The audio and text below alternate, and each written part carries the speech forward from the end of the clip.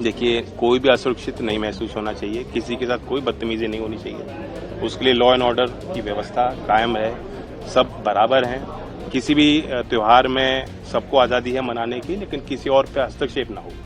तो इस चीज़ का बारीकियों का ध्यान रखा जाए। नहीं, वो गलत, बिल्कुल अनुचित।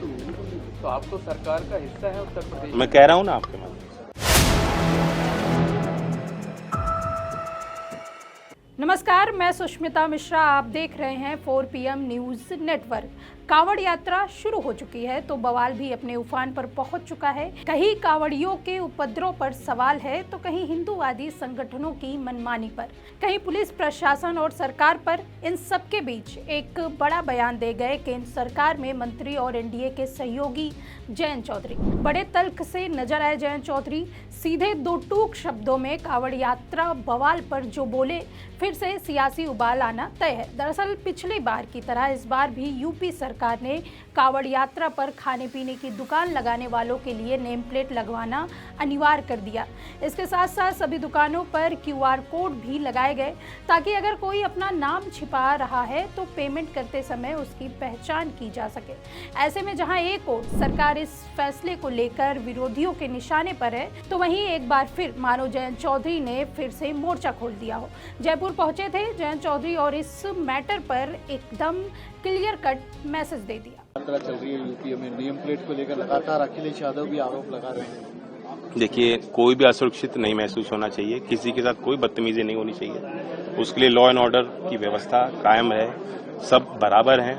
किसी भी त्योहार में सबको आज़ादी है मनाने की, लेकिन किसी और पे हस्तक्षेप ना हो। तो इस चीज़ का बारीकियों का ध्यान रखा जाए। लेकिन जिस तरह से कुछ संगठनों के लोग जाकर होटलों में, रेस्टोरेंट में चेकिंग, नहीं, वो गलत, बिल्कुल अनुचित।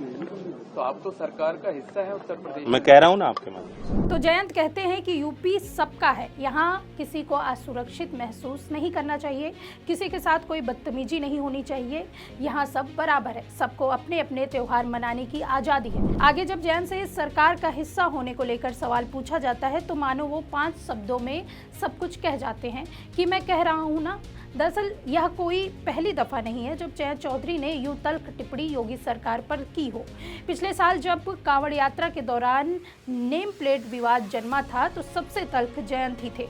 उसके बाद लव जिहाद धर्म परिवर्तन संशोधन लॉ को लेकर भी उनकी नाराजगी सामने आई थी। ईद के मौके पर भी सड़क पर नमाज रोके जाने और उस पर एक्शन के फैसले पर भी जयंत चौधरी का बड़ा बयान भी सामने आया था।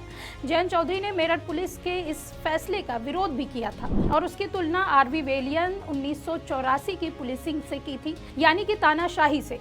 उन्होंने अपने एक्स हैंडल पर एक पोस्ट कर सनसनी फैला दी थी।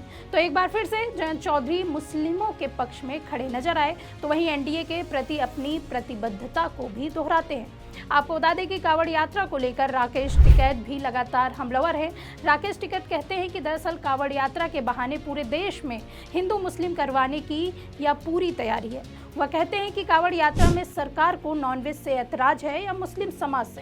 कहते हैं कि सरकार मुस्लिम समाज को जानबूझकर टारगेट कर रही है। वैसे जिस तरीके से यहाँ पर कांवड़ यात्रा निकल रही है और तमाम बयान आ रहे हैं सामने, सरकार के सहयोगी जयंत चौधरी जिस तरीके से योगी सरकार पर हमलावर हैं और उनके अपने निजी जो बयान है वो आए दिन वायरल होते रहते हैं। इन सब में आपकी क्या राय है हमें कमेंट बॉक्स में जरूर बताइए। तब तक के लिए देखते रहिए 4 PM न्यूज़ नेटवर्क। मैं सुष्मिता, नमस्कार।